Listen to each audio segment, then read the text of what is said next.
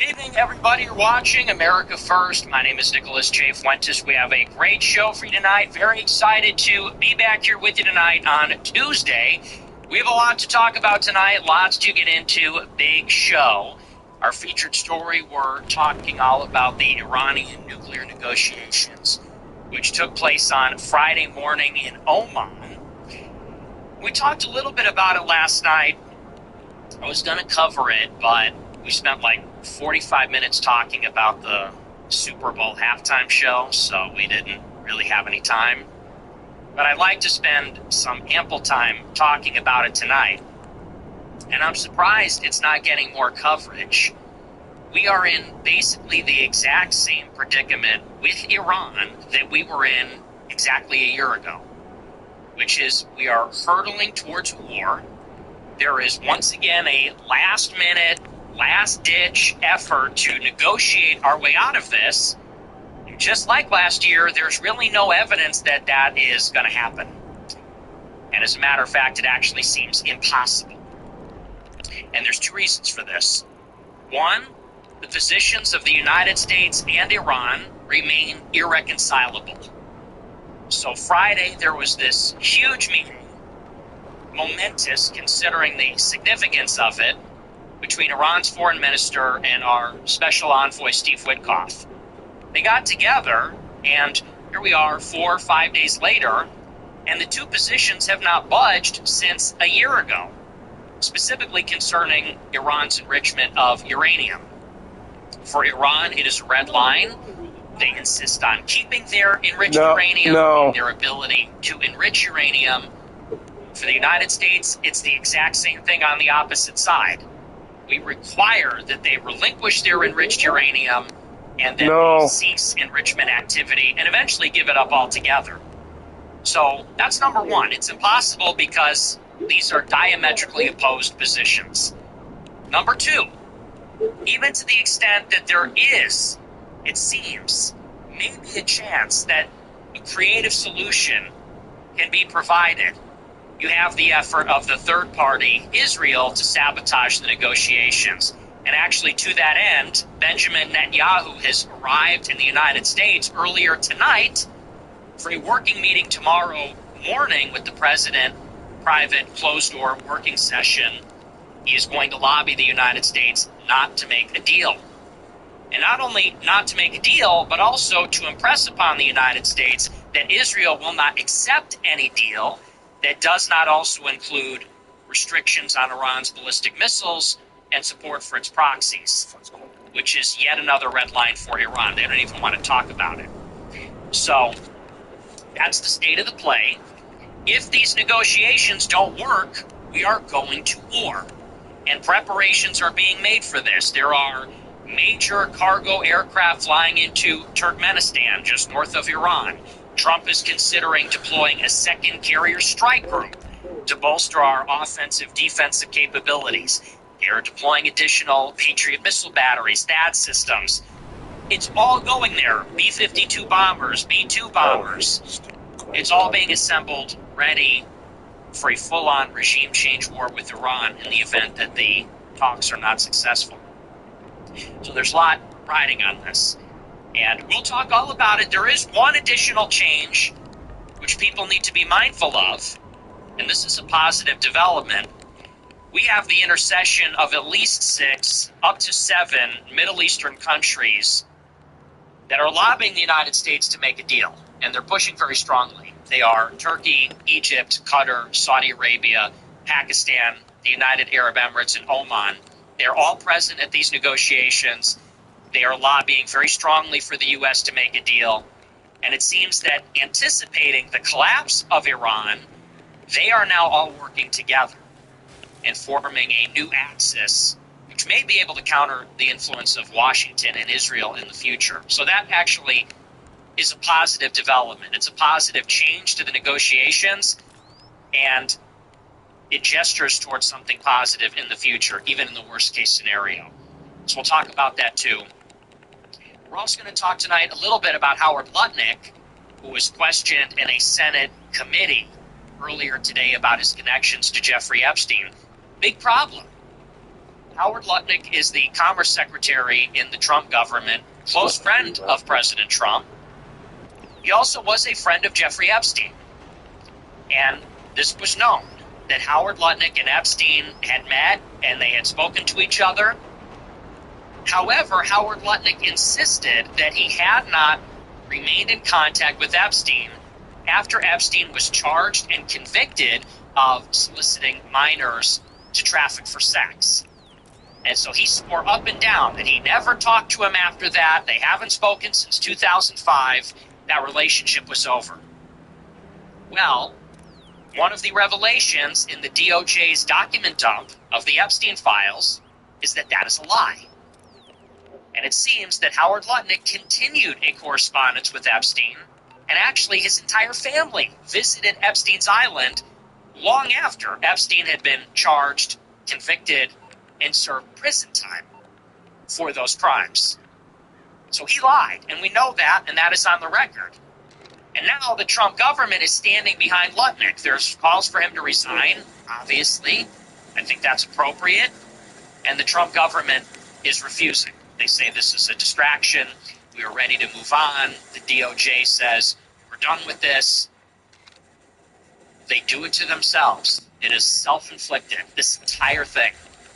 And I said last night, I think this is a mortal wound for the Trump government, because this is like you're shot in the wilderness, or you get attacked by a bear or something, and maybe you don't die, but this Trump government, I mean, they are literally going to trudge along for the next 3 years, it seems, pleading profusely, limping along from this wound. I don't think this is survivable. They are going to face questions about this, scrutiny, pressure. There will be demands for more documents, for more declassification, ultimately for names and investigations. And you know the DOJ is not going to serve that up right away, if ever. And so they're going to be dogged by this for the next 3 years. It's going to be brutal. And you wonder, do the people in the government understand that? Are they delusional? Is the alternative worse? Which is kind of a disturbing possibility. I'm not sure what they're thinking, but it's not good for them. So we'll talk all about that. It's going to be a good show. I apologize I'm so late, but it's a slower news day. It's like just impossible. When there's nothing going on in the news, I just feel no sense of urgency. I promise I'm going to get the show earlier. I started out so good this year. I was at like 9 o'clock, 9:30, and then it just got away. It just got away from me. So hard to do the show on time, to do anything on time. On time. What does it even really mean? But I promise, the show will start earlier tomorrow. The show will start earlier, later in the week, okay? It's just so hard to keep it together here, okay? But it's a little bit of a later show. Before we get into it, I want to remind you to smash the follow button on Rumble, smash the like button, leave a comment. Let me know what you think about the show. Check out our merch at Fuentes.store. We have a lot of great products. We're getting ready for our spring and summer lineup. But we still have our Epstein, USA quarter zip. Epstein was a fucking monster. It's not an Epstein quarter zip. It's a USA quarter zip. We have the hats, America First, GIA. We got different colors. We got camo, black. Honestly, we should do a red America First hat. That would kind of look good. We have this stupid MAGA hat, that everyone hates. Why not just do one in red? That might be fun. But we got all the hats. Check them out. Shirts, sweatshirts, it's all there. Subscribe to the website, AmericaFirst.plus, if you want to support the show. People always say, what can I do to support the movement? Honestly, give me more money. People say, well, what can I do? And it's like, I don't know. You have like a wife and kids. You're kind of dead weight, you know. What can I do? I don't know. It seems like if you get canceled, you're going to lose your job, and then your wife will just have a problem with you. What can you do? $15 a month. If you can cough up $15 a month, you can support the real nigga holding down the fort at the center of it all. at the center of the storm, the hurricane. I'm joking a little bit, but it's also very true. $15 a month, AmericaFirst.plus. Become a Plus subscriber. You get access to the whole library, the whole archive of content. Check it out. $100 a month, you get to be in a group chat with me. I dropped like a 30-minute voice message in there today. It's like I'm doing a mini show in there every other day. I do this show, and then just about every day, every other day, I drop a lot of additional content in the group chat, and sometimes people ask me a question, I'll reply with the long voice message. So it's a pretty good value. Check it out, AmericaFirst.plus. We got hundreds of people in there, and they all love it. Okay, with that out of the way, we're going to get into the show. I have a new suit tonight. What do you guys think? You know, I finally went shopping. You know, for some people this is easy, but for me it's hard. I struggle. I hate shopping. I don't like it.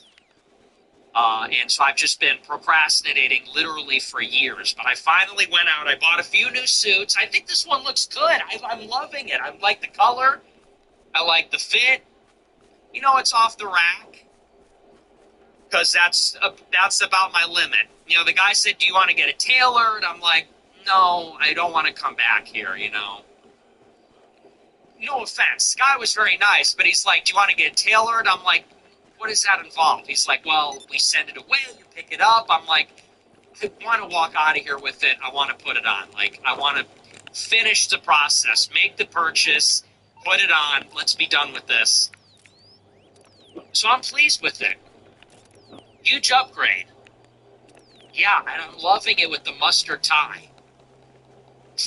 Somebody in the live chat says yellow piss tie. Another guy said, do the news, faggot. Okay. Yeah, whatever. Yeah, here's your money, whore. Here's your super chats, whore. Just do the show with your yellow piss tie, faggot. Okay, thanks, guys. Appreciate it. Hey, thanks a lot. No, I'm not going to let it get me down. You can't spike my cortisol. You cannot spike my cortisol. Nice try. To the news, faggot. Calm. It's very early on in the show. You're not going to mess with me. Too early for that. Oh, very late shit. in the evening, early in the show. People are, and they're laughing. They love the jokes. Goyim in abundance. They love the jokes. They love the funnies. They eat this shit up. No, we're having fun. We're dialed in. It's 11 o'clock. I'm dialed in. One other thing before we get into the news. We are going to get into the news. Okay, relax. Before we do, I want to go back in on the halftime show. I want to come back in for seconds. I'm coming back in for more. I'm not finished with my point. I'm coming back for more. I want seconds. And so I have this everyone hates this take. And admittedly, it's very contrarian. Okay, it's a little contrarian. People are saying, you have to stop being so contrarian. Why? Are you guys tired of hearing a different way of thinking? Yeah, I know I'm Mexican. That's why I like the song. Here's the thing. So I wanted to go back in on this for one reason.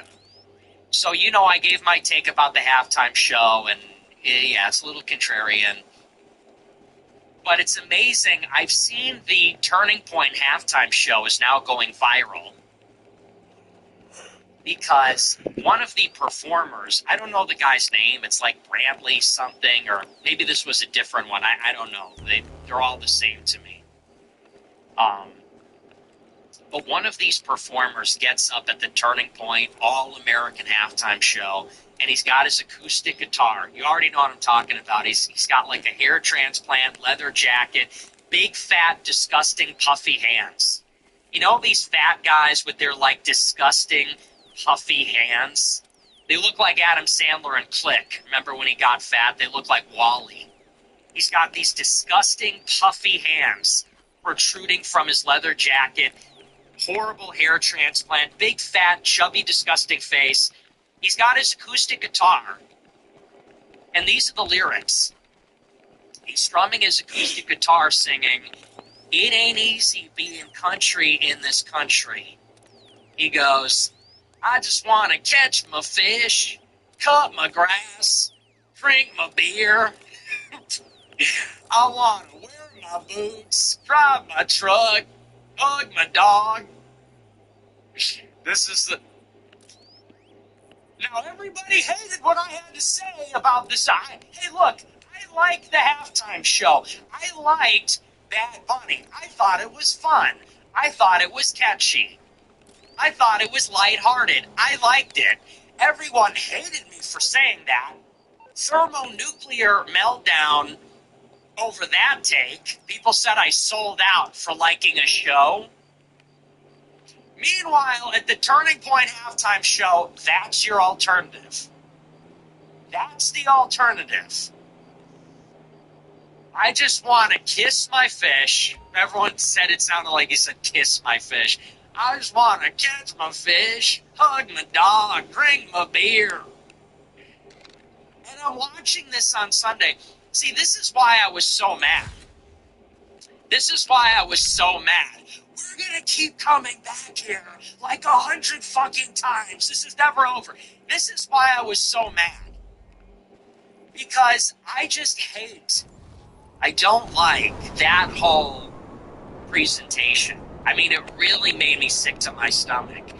And I saw some of these conservative accounts comparing the two. And they said, here was the Bad Bunny halftime show, and it's twerking asses, and it's brown and black people, and it's degeneracy. And then they showed the clip from Turning Point, and they said, look at this wholesome Chungus who just wants to drink his beer. And I'm like, I hate that guy.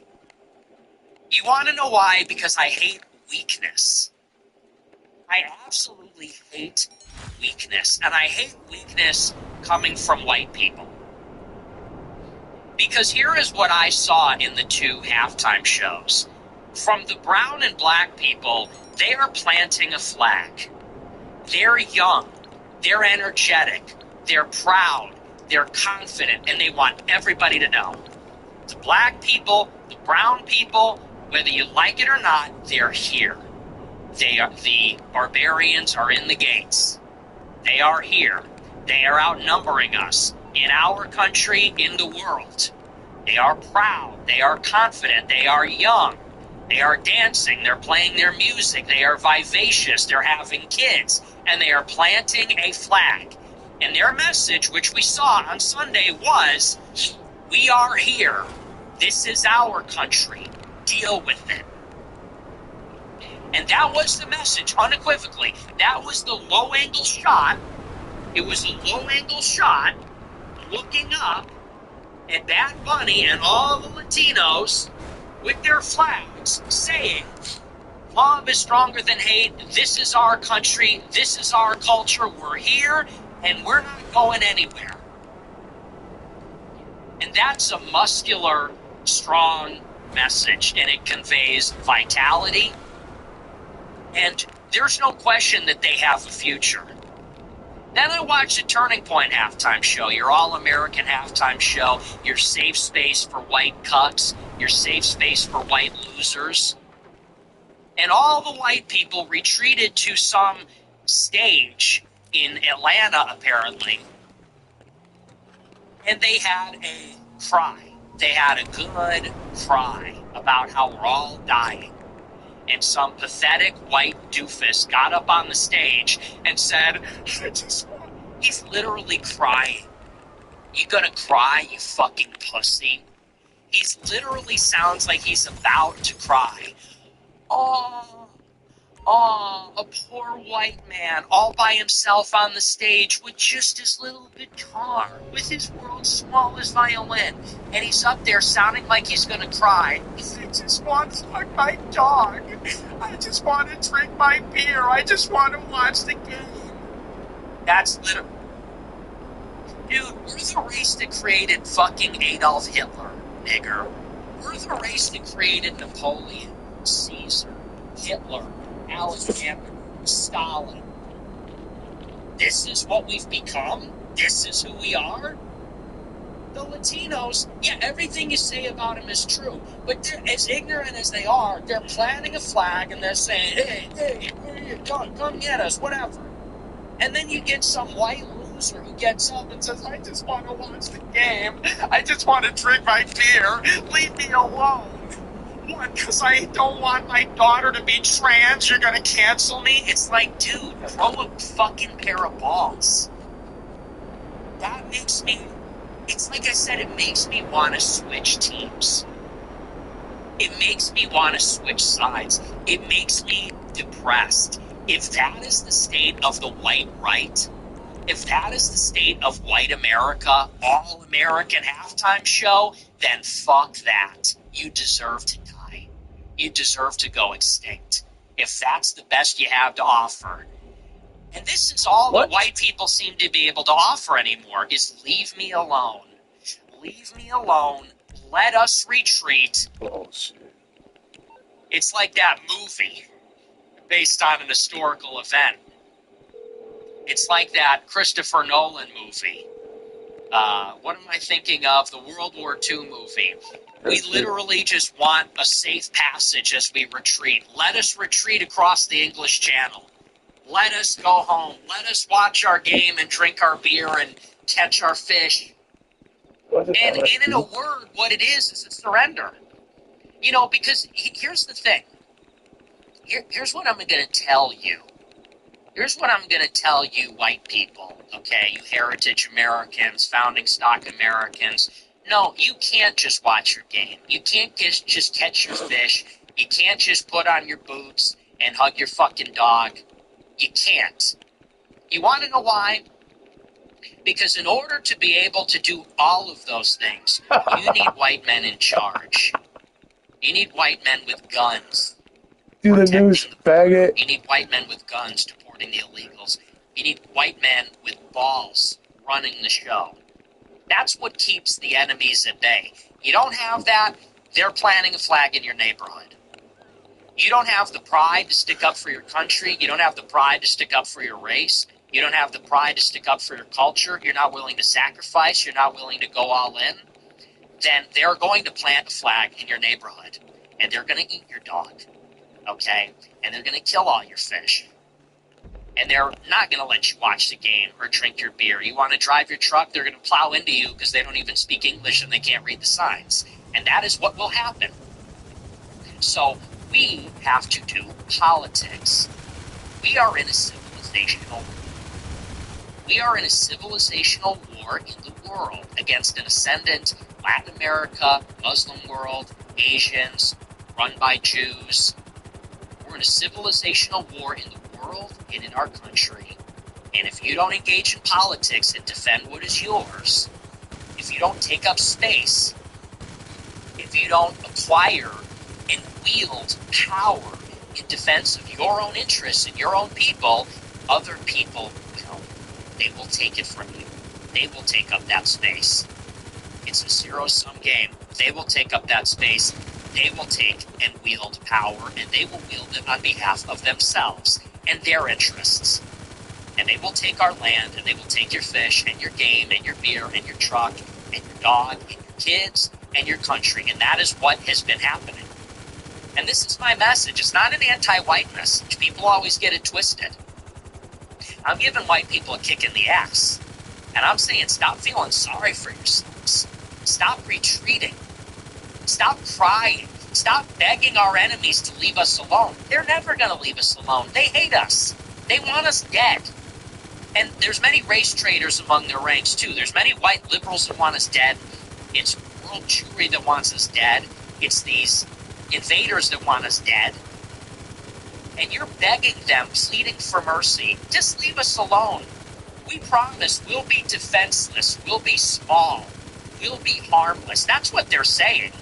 That's what that message is. When they say, hey, I just want to catch my fish, what they're saying is, I surrender, I'm unarmed. That's what that is. And what does this mean? It means I'm not a threat.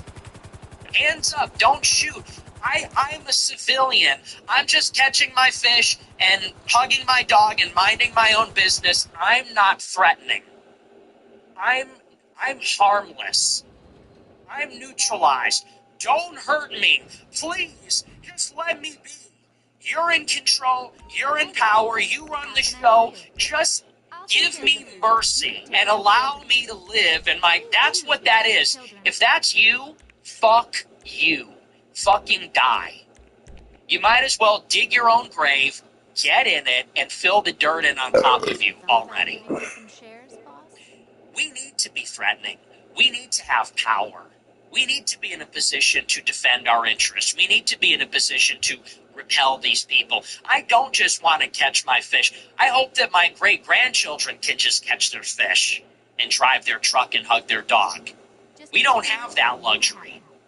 Our parents and our grandparents and our great-grandparents, they were catching fish and hugging their dog and doing these things. Some of them, many of them went to war. But others, arguably the boomers, they had this vacation from history when they were able to do all those things and not concern themselves with politics or war, the civilizational conflict that we're in. We don't have that luxury. So I don't just want to, marry my high school sweetheart and get a dog and just hang out and drop my trunk and watch my game and drink my beer. I want power. I want to go to war. I want influence. I want money. I want connections.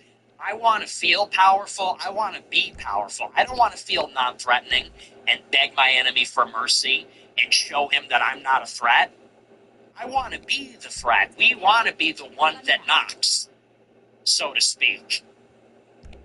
That's the message. So I'm looking at this halftime show, and whatever you want to say about the Bad Bunny thing, it's a powerful message. What is dancing? It's a mating ritual. It's very sexual. They're young. They're doing their sexual dance. And this is a form of warfare. It's a form of warfare. Our music, our culture, our dancing, our women, our babies, our flags, we're here. You can't get rid of us. You can't take us out of the country. That's the message. And over at Turning Point, they are delusional. They're doing this ham-fisted appeal about dust off your Bibles, and they get this doofus coming up saying, literally on the verge of tears, crying, just leave me alone. And what are they, in the other lyrics in the song, he goes, just because you hate me doesn't mean I hate you. You're looking at these psychos like Alex Preddy and Renee Good. They're throwing themselves in front of the tanks to die for Somalian scammers. And you're telling them, I don't hate you. I like you. Like, what? It's just like utter submission to the enemy. I hate it. I absolutely hate it. And they're laughing at us. They're laughing at us. And what I have seen for the past 24 hours is that has gone viral on Instagram and TikTok and Twitter, and they are laughing at it.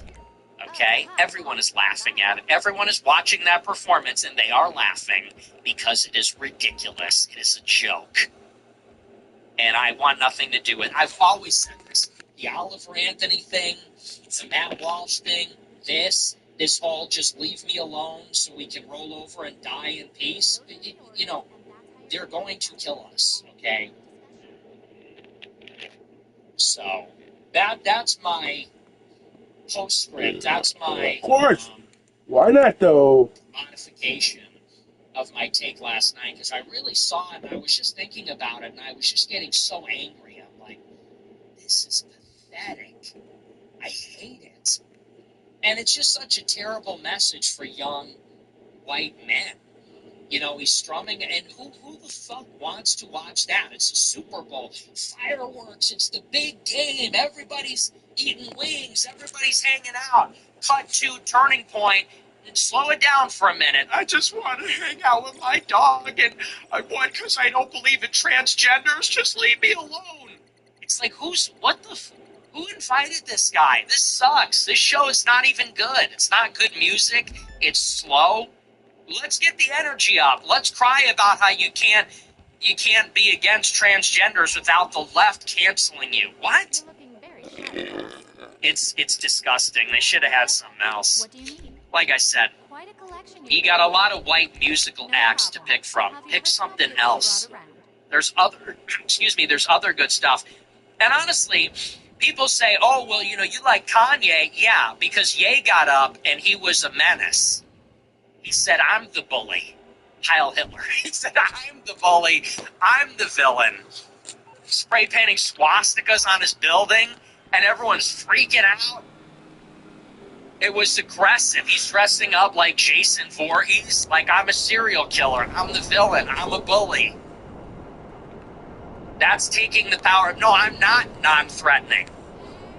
I'm going to be the menace now. How about now we're going to make it hurt a little bit? So, and until white people can express that language, we're going to continue to lose. But that is what it needs to be. It needs to be forward-looking. It needs to be young. It needs to be vibrant. It needs to be creative. It needs to be empowering. It can't just be this, whatever that was on Sunday. So uninspired. And people then want to, like I said, the left is attractive. The talent is going to go towards the left. The artists, the thinkers, the intellects, they're going to go to the left because that is what talented people are attracted to.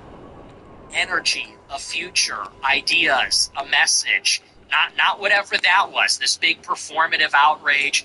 We're going to pretend that we like it. Nobody wants to live like that. Not anybody with any brains, not anybody with any kind of guts. So that's what I have to say about it. I saw that and I was just filled with disgust. I just want to catch my feet. He even said, watch my game. I just want to watch the game.